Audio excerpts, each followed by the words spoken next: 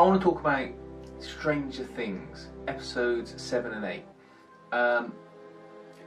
At the end of episode 6 we were left with government vans disguised as the power company coming to get the kids, and 11, the young girl with the powers that had been abducted by the government when she was little. The immediate start of the episode had a ET style BMX chase that wasn't over long, probably about 3 or 4 minutes, resulting in the most public use of the girl's powers, in that she flipped a van over. So there was no jumping a gorge or anything like that, but it was obviously a nod to ET and the BMX chase in that.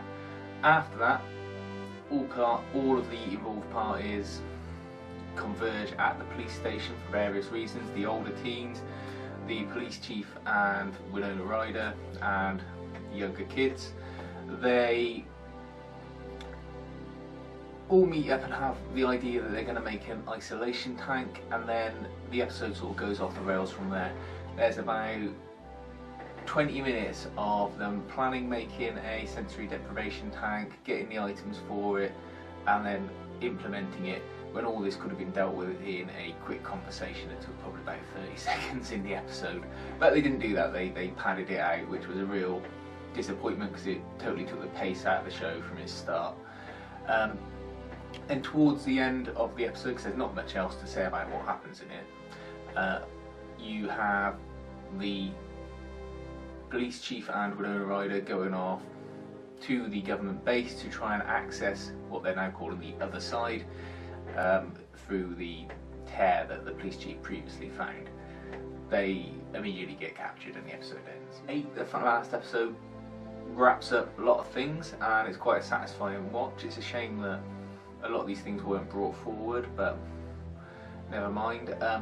You have the police chief and Winona Ryder striking a deal with Matthew Modine's character. They're allowed to enter the other side to find Will, the missing child. They spend a large portion of the episode walking through there, and as I say, it looks like Silent Hill, where it's all dark and there's sort of ash in the air. But they don't encounter the monster, and there's a good reason for that, and that's because the two older teens have gone back to Winona Ryder's house and they set a trap and lure it out. And they got some good weapons. They got a baseball bat with nails through it and a handgun and bear traps.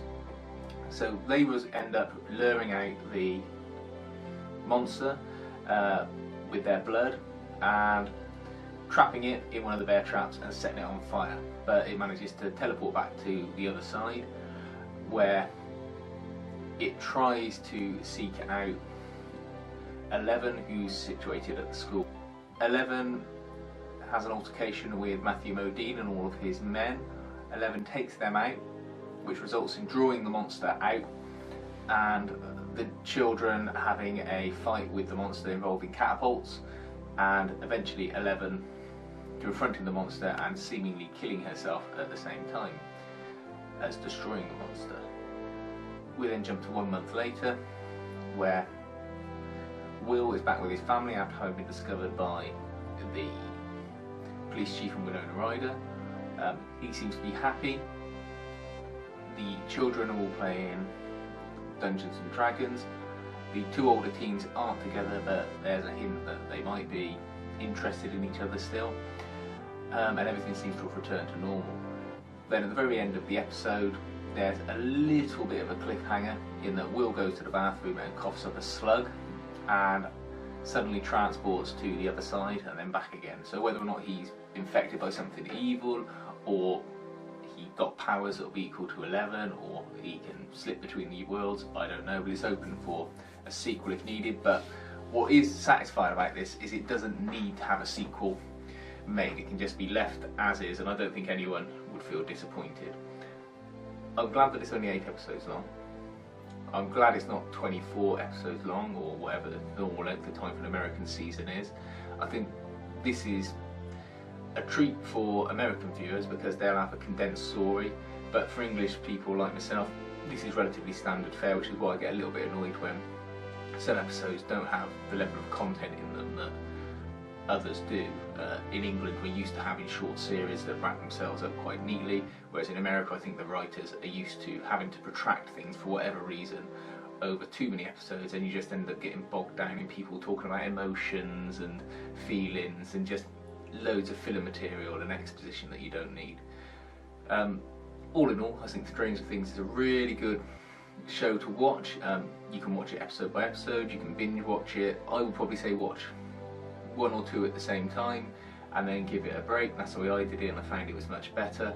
But yeah, I wouldn't mind if another series came along, as long as it was in the same manner and they tightened it up. They could even do just 6 episodes if they put the same level of content but just saved on the padding and extended scenes that don't do anyone any good. So yeah, good watch. If you think there's any other similar series that are worth watching or catching up on, put it in the comments. And if you want to, subscribe, and thanks very much for listening.